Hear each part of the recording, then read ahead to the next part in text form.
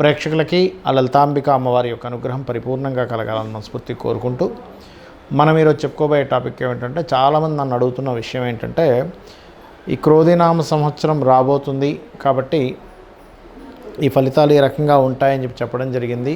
అదే రకంగా మనకు కనిపిస్తుంది పరిస్థితి. ఇంకా ఇన్ ఫ్యూచర్లో ఏదైనా ఇబ్బందులు ఉంటాయా, ఉన్నట్లయితే దానికి మరి పరిహారం ఏం చేసుకోవాలి అని అడుగుతున్నారు.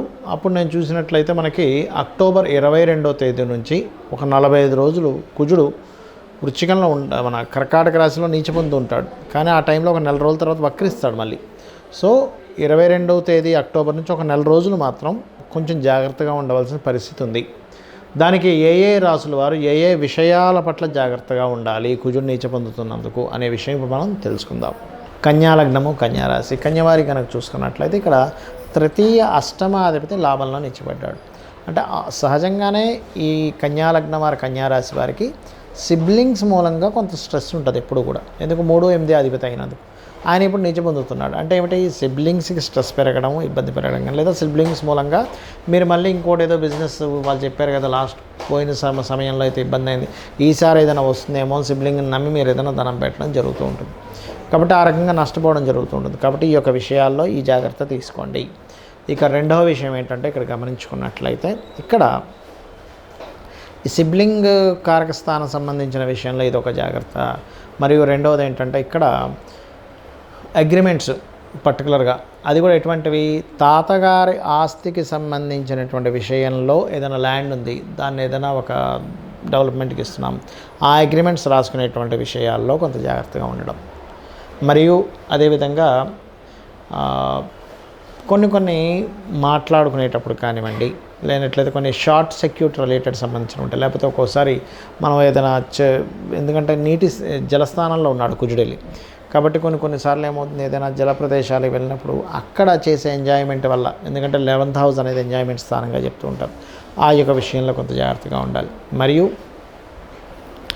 మీ యొక్క జీవిత భాగస్వామి యొక్క తండ్రి నుంచి రావాల్సిన ధనం విషయంలో మీ యొక్క జీవిత భాగస్వామికి వాళ్ళ తండ్రికి కూడా కొంతవరకు ఈ యొక్క ఫ్లక్చువేషన్స్ కానీ ఇటువంటివి వస్తూ ఉంటాయి. బట్ ఏదేమైనప్పటికీ కూడా ఈ 11లో కుజుడు ఉన్నప్పుడు సహజంగానే పాపగ్రహాలు 11th హౌస్ మంచిదే, అందులో ఎటువంటి డౌట్ లేదు.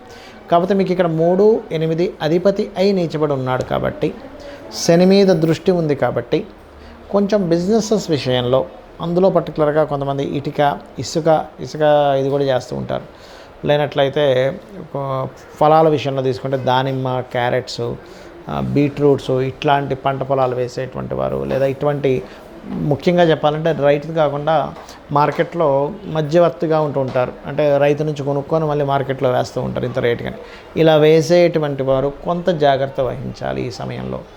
ఎందుకంటే ఈ పర్టికులర్ ఇవి దానిమ్మ, ఎర్రటి పుష్పాలు కావచ్చు, ఇట్లాంటివి ఏదైనా ఎరుపు రంగుకు సంబంధించినవి, లేనట్లయితే కొన్ని పనిముట్లు ఉంటాయి, కొన్ని టెక్నికల్గా వాడేటువంటివి, ఇటువంటి విషయాల్లో కొంత జాగ్రత్తగా ఉంటూ మీరు ముఖ్యంగా నరసింహస్వామి యొక్క ఆరాధన లేదా ఆంజనేయ స్వామి ఆలయాలకు వెళ్ళడము, శనికుజ గ్రహాల దగ్గర దీపారాధన చేయడము, ఓం నమో వెంకటేశాయ అనే నామస్మరణ. ఎందుకంటే లగ్నంలో కేతు సంచారం జరిగేటప్పుడు సర్వసాధారణంగా ఆ యొక్క నామస్మరణ రెగ్యులర్గా చేస్తూ ఉంటే దైవచింతనలోకి వెళ్ళడం వల్ల ఇబ్బంది అనేటువంటిది తగ్గుతుంది. ఈ యొక్క కుజుడు నీచ వల్ల మనం ఇంతకాలం ఏదైతే చూస్తున్నామో, మనం క్రోధినామ సంవత్సరంలో ఆల్రెడీ అనుకున్నాం, ఈ క్రోధినామ సంవత్సరం అనేది గొడవలను ఇస్తుంది, యుద్ధాలను ఇస్తుంది, అనవసరమైనటువంటి అల్లర్లను ఇస్తుంది, విపరీతమైనటువంటి ధోరణి, ప్రకృతి వైపరీత్యాలు ఇవన్నీ కూడా జరుగుతాయి క్రోధినామ సంవత్సరంలో. బికాజ్ ఆఫ్ నామం ఒక ఎత్తు అయితే మనకి కుజుడు శని యొక్క వీక్షణలు కలయికలు ఎక్కువగా ఉన్నాయి ఈ సంవత్సరంలో. అదే కాకుండా ఈ సంవత్సరానికి అధిపతి కుజుడు అయ్యాడు అని చెప్పుకున్నాం. అలాంటి కుజుడు నీచ పొందుతుంటాడు. నీచ పొందడం అంటే ఆ సంవత్సరాధిపతి నీచ పొందినప్పుడు మరింత ప్రబలంగా ఉంటాయి దాని ప్రభావం. అంటే ఏమిటి, ఎందుకు చెప్పుకుంటున్నాం మనం ఈ వీడియో అంటే, ఈ వేరే దేశాల్లో, ఇతర ప్రదేశాల్లో ఉన్న వాళ్ళు కొంత జాగ్రత్తగా ఉండాలి. అయితే ఇది ప్రపంచవ్యాప్తంగా మాత్రం అల్లర్లని, గొడవలని, ప్రకృతి వైపరీత్యాలను ఇస్తూ ఉంటాయి. ఇప్పుడు కొంతమందికి ఇప్పుడు వరకు మనం చెప్పుకున్నాం ఫలానా రాశి అయితే ఇది చేసుకోండి అని. మరి మీకు రాశి ఏమీ తెలియదు, మరి అలాంటి వాళ్ళు ఏం చేయాలి? నవగ్రహాల్లో ప్రత్యేకంగా ఈ యొక్క కుజుడు కర్కాటకంలో నీచ పొంది శనిని వీక్షిస్తున్నాడు కాబట్టి శని కుజ గ్రహాల దగ్గర దీపారాధన చేయండి. Point number 1. రెండవది చండీ పారాయణం. చెండు వినడం కానీ, చండీ పారాయణం చేసుకోవడం కానీ, చండీ హోమంలో కానీ ఎక్కువగా పార్టిసిపేట్ చేయండి. అన్ని విధాలా మీకు బాగుంటుంది. అదేవిధంగా కాస్త బీపీ లెవెల్స్ ఎక్కువ ఉన్నటువంటి వారు, ఈ కుజుడు యొక్క స్థితి ఇలా ఉన్నప్పుడు ఏమవుతుందంటే, ఎలా అయితే ప్రకృతి మీద దాని ప్రభావం కనబడుతూ ఉంటుందో మనుష్యుల మీద, మనుషుల ఆరోగ్యాల మీద కూడా చూపిస్తూ ఉంటుంది. కాబట్టి అది చేయడం, కాస్త ఎక్సర్సైజ్ చేయడం, ఎప్పుడు కూడా కుజశనుల యొక్క ప్రభావం ఉన్నప్పుడు ఏంటంటే మనిషి శ్రమిస్తుండాలి. ఎక్సర్సైజ్లని, వ్యాయామాలని, వీటి వల్ల కూడా ఏమవుతుందంటే ఎఫెక్ట్ అనేటువంటి చాలా మటుకు మార్పు వస్తూ ఉంటుంది. అదేవిధంగా కాస్త వాహనాల మీద వెళ్ళేటప్పుడు కూడా ఎక్కువ ఫాస్ట్గా వెళ్ళకపోవడం అనేది చేయండి. అయితే ఈ కుజుడు భూములకు కూడా కారకుడు కాబట్టి ఎవరైనా సరే, అది మీకు రాశి తెలియనివ్వండి, నక్షత్రం, లగ్నం, అది ఏదేమైనా కానీ, ఒకవేళ తెలియకపోయినా కానీ గుర్తుపెట్టుకోండి, ఈ అక్టోబర్ 22వ తేదీ నుంచి ఇదేమవుతుంది, ఒక నెల రోజుల పాటు అక్కడ నుండి వక్రించి వెనక్కి వెళ్ళి మళ్ళీ ముందుకు వస్తుంది. అంటే ఇదంతా ఒక 5 to 6 months ఆఫ్ ప్రాసెస్.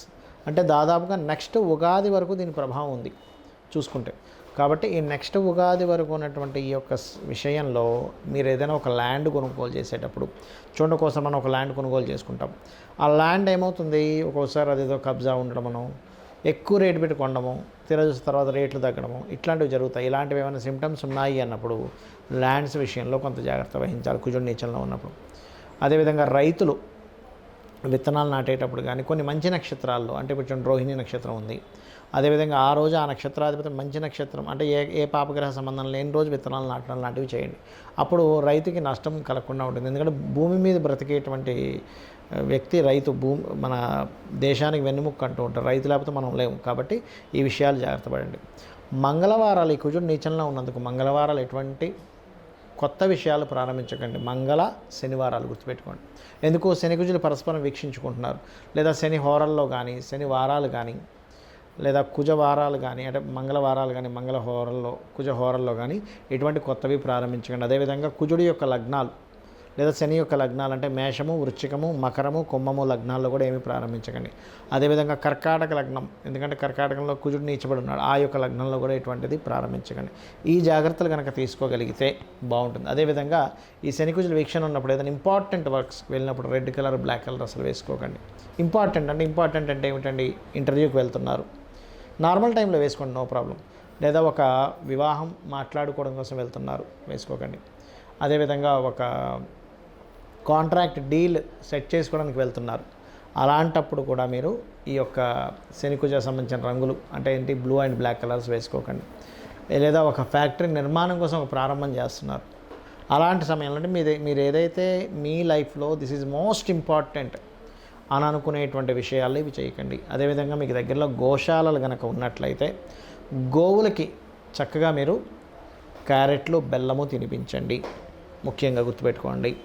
అలాగే ఒక్కోసారి ఈ శనికుజుల వీక్షణలు ఉన్నప్పుడు ఏంటంటే మెయిన్గా ఇది ఎటువంటి ఫుడ్స్ తీసుకోవడం వల్ల కూడా దీని ప్రభావం పడుతుంది. అంటే బాగా మసాలా ఐటమ్స్ తీసుకోవడం కానీ, లేకపోతే స్టాక్ ఉన్నటువంటి ఐటమ్స్ తినకూడదు. ఎందుకంటే స్టాకు కారకుడు శని, మసాలా ఐటమ్స్ కుజుడు.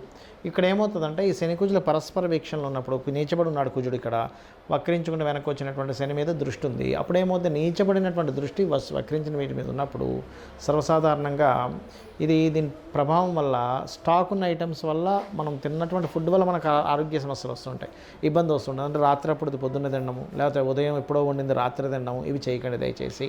ఈ జాగ్రత్తలు వహించండి. గోవులకి క్యారెట్లు, బెల్లము తినిపించండి.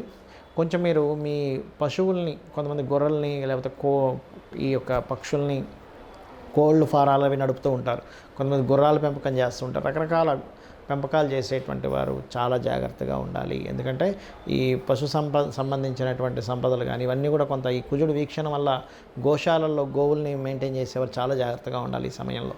అంటే అవి ఏం తింటున్నాయి, అవి ఎటువంటి ఫుడ్ పెడుతున్నారు, ఎవరైనా వచ్చి ఈ సంబంధించిన విషయాలు మానిటరైజ్ చేయండి. మీరు ముఖ్యంగా ఏంటంటే అమ్మవారి లలితా సహస్రనామాలు ఉదయం సాయంత్రం చేస్తూ శివాభిషేకం చేసుకుంటే కూడా ఎటువంటి ఇబ్బందులు పడకుండా ఉంటారు. ఈ దేశంలో కదా, ఏ దేశంలో ఉన్నా, ఎక్కడ యుద్ధాలు జరుగుతున్నా, ఎక్కడ ఇలాంటి భయానకమైనటువంటి పరిస్థితులు వస్తున్నా సరే ఎటువంటి ఇబ్బంది కలగకుండా అమ్మవారు రక్షిస్తారు.